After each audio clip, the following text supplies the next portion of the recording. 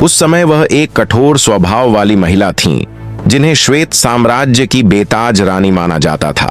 लेकिन रात के सन्नाटे में वह सौम्यता, मौन और एक अजीब विनम्रता की प्रतिमूर्ति बन जाती थी। जब कोई उसे टॉफी देता तो वह चुपचाप उसे अपने मुंह में डाल लेती, लेकिन जैसे ही उसे आदेश मिला, उसने आज्ञाकारी ढंग से उसे अपनी हथेली से हटा लिया।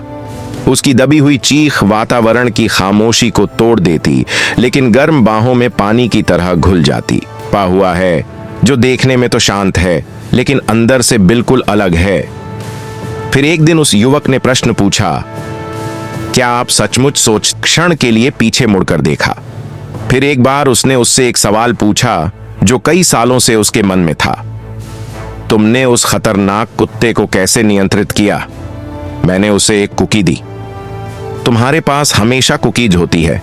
इस वाक्य के साथ युवक ने महिलाओं की तुलना पालतू जानवरों से की। महिला का चेहरा गंभीर हो गया, लेकिन यह आदमी से सब कुछ पढ़ने में सक्षम।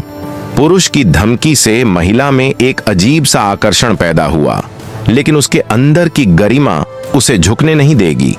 उसने इस स्थिति से बाहर निकलने की कोशिश की, लेकिन अपनी इच्छाओं पर नियंत्रण नहीं रख सकी। उस आदमी ने उसे धीरे से एक कोने में धकेल दिया और कोई खास चीज निकाल कर कहा, आओ और यहां बैठो। जब महिला ने पलट कर देखा तो वह एक मासूम बच्ची की तरह दिख रही थी, जिसके सामने मिठाई के 7 थैले रखे हुए थे। वह चुपचाप बैठी रही और अपने आप को पूरी तरह उस पल के हवाले कर दिया। इसके बाद वे दोनों अक्सर मिलने लगे और एक दूसरे के साथ समय बिताने के नए नए तरीके खोजने लगे। कभी कभी पुरुष जानबूझकर कोई चीज, जैसे कटोरा, गिरा देता था और महिला को उसे उठाने के लिए घुटनों के बल बैठने पर मजबूर करता था। लेकिन अब महिला के चेहरे पर मुस्कान थी और वह अपने परिवार के और करीब आ गई थी। लेकिन एक दिन जब वह घर लौटी तो उसने कमरे से एक जानी पहचानी आवाज सुनी। वही आदमी मेज पर बैठा था और उसके पति और बच्चों के साथ बातें और हंसी मजाक कर रहा था। महिला के दिल में डर बैठ गया, अगर यह रहस्य खुल गया तो पूरा परिवार बिखर जाएगा। ओह, आप अपना लैपटॉप ऑफिस में भूल गए, उन्होंने मुस्कुराते हुए कहा। इस्मत ने इसे आपको देने के लिए मुझे दिया था। उसे अपने परिवार के बीच खुश देखकर महिला ने उसे तुरंत कार में बुला लिया। महिला ने कहा, तुम मेरे घर दोबारा मत आना। लेकिन वह आदमी व्यंग्यात्मक ढंग से मुस्कुराया और बोला, तुम मेरा मजा खराब कर रहे हो, दरवाजा खोलो। लेकिन इस बार महिला ने उसकी बात नहीं सुनी। मेरा मतलब है, मैं तुम्हें नौकरी से नहीं निकाल रहा हूं, लेकिन हमें पेशेवर सीमाओं के भीतर रहना होगा। यह कैसी चीज है? मैं बस तुम्हारा ख्याल रखना चाहता हूं। सच? तुम मेरा ख्याल रख रहे हो? वह आदमी चुपचाप कार से उतर गया और बिना कुछ कहे चला गया। उसने कई दिनों तक उस महिला से संपर्क नहीं किया। फिर एक दिन उसने महिला को रुको, कृपया। इस घटना से महिला बेहद परेशान हो गई। उसने अपना गुस्सा अपने पति पर भी निकाला, लेकिन तभी उसे वह बार याद आया जहां वह आदमी अंशकालिक काम करता था। वह अपना रिश्ता बचाने के लिए वहां पहुंची, लेकिन उस व्यक्ति ने अपने साथियों से कहा कि वे महिला को वहां से निकाल दें। सौभाग्यवश महिला के ईमानदार प्रयासों ने उस व्यक्ति का हृदय परिवर्तन कर दिया। मैं घबरा रहा हूं, क्या तुम जब महिला हिचकिचाई तो आदमी चुपचाप मुड़ा और जाने लगा। उनके निर्णायक रवैये ने महिला को सहमत होने के लिए मजबूर कर दिया। आपको बस शुरुआत करनी है, ठीक है? फिर से कहना कि आप लोगों को समझते हैं, आप जानते हैं कि उन्हें क्या चाहिए। कभी कभी मुझे खुद से डर लगता है। महिला ने उसे गले लगाकर सांत्वना दी। वे दोनों अब स्वामी और दास की भूमिकाओं से आगे बढ़ चुके थे और अब 2 सामान्य व्यक्ति थे जिन्हें एक दूसरे की निकटता की आवश्यकता थी। एक दिन जब घर पर मेहमान आए तो सहायक भी उनके साथ आया। महिला को उनके बीच कुछ असामान्य महसूस हुआ। उसने गुप्त रूप से उस आदमी को एक संदेश भेजा। वे दोनों दूसरे कमरे में छिप गए। महिला का संयम टूट चुका था। मैं सोचता हूं कि मैं एक बुरा व्यक्ति हूं। क्या तुम मुझे पकड़ सकते हो? तुम यहां क्यों हो? क्या तुम उसके साथ हो? हम एक दूसरे को देख रहे हैं। इसका क्या मतलब है? तुम मुझे क्या बताना चाहते थे? नहीं, मैं अंदर नहीं आ सकता। क्या तुम डेटिंग कर रही हो? क्या यह गलत नहीं है? और वह तुम्हारा पति है? नहीं, मैं नहीं चाहता कि तुम उस औरत को देखो। अरे आओ। उनकी गुप्त बैठक उनके सहायक ने देखी थी। महिला भयभीत थी। अगले दिन उन्होंने सहायक को कार्यालय में बुलाया और अधिकार का प्रयोग करते हुए उसे दबाने का प्रयास किया। उसे झूठ बोला कि उसकी कार्य बैठक है, हालांकि वह उस व्यक्ति से मिलने के लिए उत्सुक थी।